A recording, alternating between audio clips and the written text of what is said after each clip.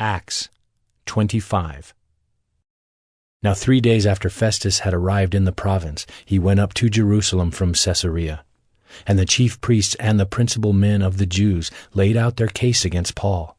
And they urged him, asking as a favor against Paul that he summon him to Jerusalem, because they were planning an ambush to kill him on the way. Festus replied that Paul was being kept at Caesarea, and that he himself intended to go there shortly. So let the men of authority among you go down with me, and if there is anything wrong about the man, let them bring charges against him. After he stayed among them not more than 8 or 10 days, he went down to Caesarea. And the next day he took his seat on the tribunal and ordered Paul to be brought. When he had arrived, the Jews who had come down from Jerusalem stood around him, bringing many and serious charges against him that they could not prove. Paul argued in his defense, "Neither against the law of the Jews, nor against the temple, nor against Caesar have I committed any offense."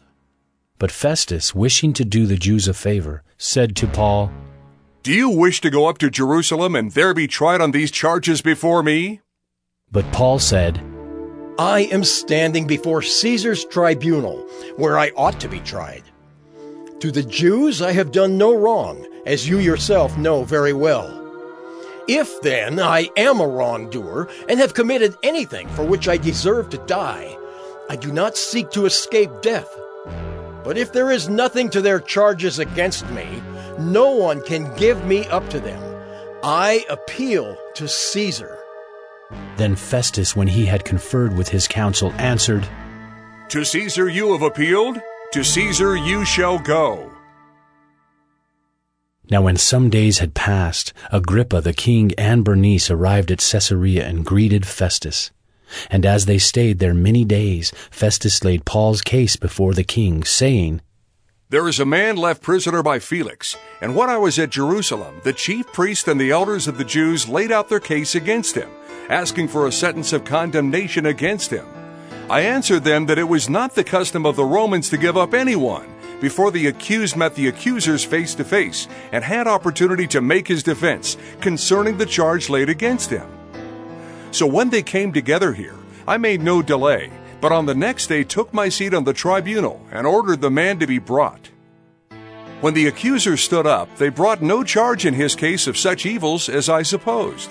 Rather, they had certain points of dispute with him about their own religion and about a certain Jesus, who is dead, but whom Paul asserted to be alive. Being at a loss how to investigate these questions, I asked whether he wanted to go to Jerusalem and be tried there regarding them. But when Paul had appealed to be kept in custody for the decision of the emperor, I ordered him to be held until I could send him to Caesar." Then Agrippa said to Festus, "I would like to hear the man myself." "Tomorrow you will hear him." So on the next day Agrippa and Bernice came with great pomp, and they entered the audience hall with the military tribunes and the prominent men of the city.